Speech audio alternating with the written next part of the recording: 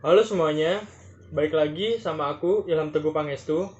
Pada kesempatan kali ini kita akan membahas mengenai perhitungan biaya variabel. Eh, jadi yang pertama-tama itu biasanya itu di perusahaan manufaktur itu biasanya ada dua pendekatan untuk menetapkan biaya produk dengan tujuan untuk menilai persediaan dan harga pokok penjualan. Nah, yang pertama itu ada pendekatan biaya penyerapan. Nah, terus yang kedua itu ada biaya variabel. Nah, biasanya itu untuk pendekatan biaya penyerapan ini digunakan untuk laporan keuangan eksternal. Nah, sedangkan untuk yang biaya variabel ini biasanya itu disukai oleh beberapa manajer untuk pengambilan keputusan internal. Nah, selanjutnya itu biasanya biaya penyerapan ini juga perhitungannya itu terdiri atas bahan langsung, tenaga kerja langsung, overhead pabrik tetap, dan overhead pabrik variabel. Nah, metode ini itu sering juga disebut dengan full costing. Nah, lalu sedangkan untuk biaya variabel sendiri itu terdiri atas bahan langsung, tenaga kerja langsung, dan juga overhead pabrik variabel. Nah, terus metode yang biaya variabel ini juga sering disebut dengan marginal costing. Oke, selanjutnya bisa teman-teman lihat di sini ada tabel. Di sini tuh kita akan membahas perhitungan biaya pokok per unit itu dengan metode biaya penyerapan dan juga biaya variabel. Di sini tuh diketahui jumlah yang diproduksi tiap tahun itu 6.000. Lalu ada biaya variabel per unit, antara itu bahan baku langsung itu sebesar $2, tenaga kerja langsung itu sebesar $4, overhead pabrik variabel itu sebesar $1, beban penjualan dan administrasi itu sebesar $3. Lalu informasi selanjutnya itu ada biaya tetap per tahun. Di sini ada overhead pabrik tetap itu sebesar $30.000 dan juga beban penjualan dan administrasi sebesar $10.000. Dari tabel tadi itu yang ditanyakan itu hitunglah biaya produk per unit dengan perhitungan biaya penyerapan dan juga hitung biaya produk per unit dengan perhitungan biaya variabel. Nah, yang caranya itu untuk biaya variabel itu tidak dihitung overhead pabriknya, pabrik tetapnya, maaf. Teman-teman bisa lihat juga di yang tabel itu. Lalu sedangkan untuk biaya penyerapan itu overhead pabrik tetapnya itu tetap dihitung. Nah, jadi bisa yang teman-teman lihat itu menurut tabel itu jadi biaya bahan baku langsungnya itu sebesar $2. Itu masih sama antara biaya penyerapan dan juga biaya variabel. Lalu tenaga kerja langsung itu sebesar $4, ini juga masih sama. Lalu overhead pabrik yang variabel ini juga sebesar $1, masih sama antara penyerapan dan variabel. Lalu yang membedakannya itu di overhead pabrik tetap. Untuk biaya penyerapan ini sebesar $5 itu dihitung melalui $30.000 dibagi 6.000 unit. Nah, jadi untuk biaya penyerapan total biaya produksi per unitnya itu sebesar $12. Sedangkan untuk biaya variabel itu sebesar $7. Lalu selanjutnya di sini kita akan membahas perbandingan laporan laba rugi dengan perhitungan biaya penyerapan dan biaya variabel. Nah, di sini juga bisa teman-teman lihat ada beberapa informasi, di antaranya itu unit dalam persediaan itu sebesar 0, lalu unit yang diproduksi itu sebesar 6.000, lalu unit yang terjual itu sebesar 5.000, lalu unit dalam persediaan akhir itu sebesar 1.000, lalu harga jual per unitnya itu sebesar $20. Di sini juga ada beban penjualan dan administrasi. Ada variabel per unitnya itu sebesar $3. Lalu ada tetap per unitnya itu sebesar $10.000. Nah, untuk laporan laba rugi biaya penyerapannya itu seperti yang di tabel ini. Jadi perhitungan biaya penyerapannya itu pertama yang penjualannya itu didapat dari 5.000 unit dikali $20 per unit, itu harga yang per unitnya tadi, itu menghasilkan 100.000. Lalu dikurangi dengan harga pokok penjualan, itu persediaan awal ditambah barang dalam proses. Jadi 6.000 dikali $12 per unit itu menghasilkan 72.000. Lalu barang tersedia untuk dijual itu dikurangi dengan persediaan akhir. Itu persediaan akhir itu didapat dari 1.000 dikali dengan $12, itu menghasilkan 12.000. Jadi untuk harga pokok penjualannya sendiri itu 72.000 dikurang 12 itu menghasilkan 60.000. Dari situ diketahui laba kotornya sebesar 40.000. Lalu selanjutnya, laba kotor itu juga dikurangi dengan beban penjualan dan administrasi. Yang dimana ini tuh didapat dari 5.000 unit dikali $3 per unit ditambah $10.000. Itu menghasilkan $25.000. Jadi untuk laba operasional bersih, untuk perhitungan biaya penyerapan itu sebesar $15.000.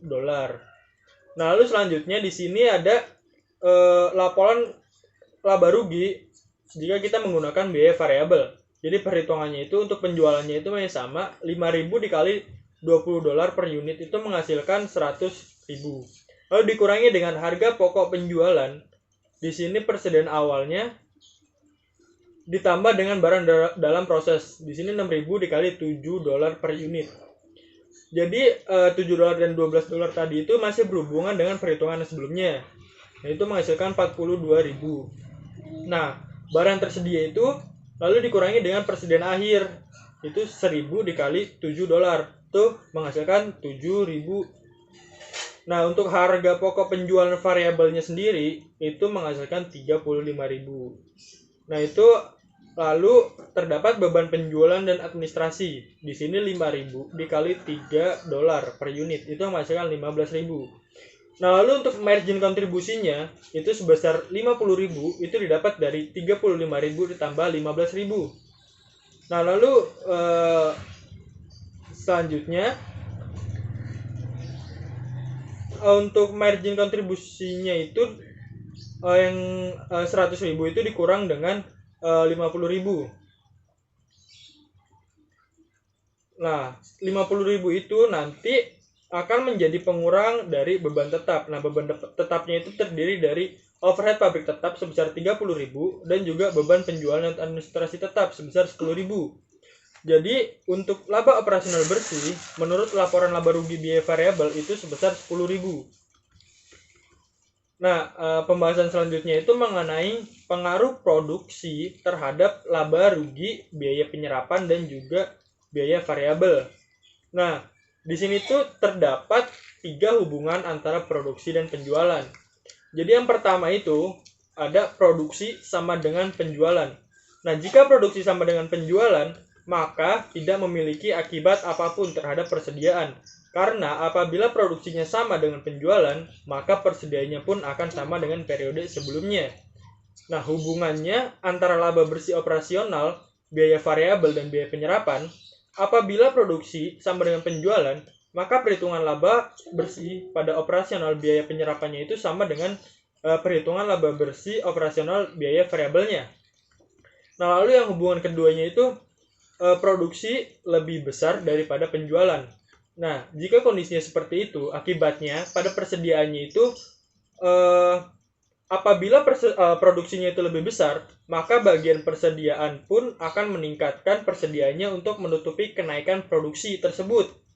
Nah, untuk perhitungan laba operasionalnya, perhitungan laba operasional biaya penyerapannya itu lebih besar dibandingkan perhitungan maksudnya itu perhitungan laba operasional biaya penyerapan itu lebih besar dibandingkan perhitungan laba bersih operasional biaya variabel.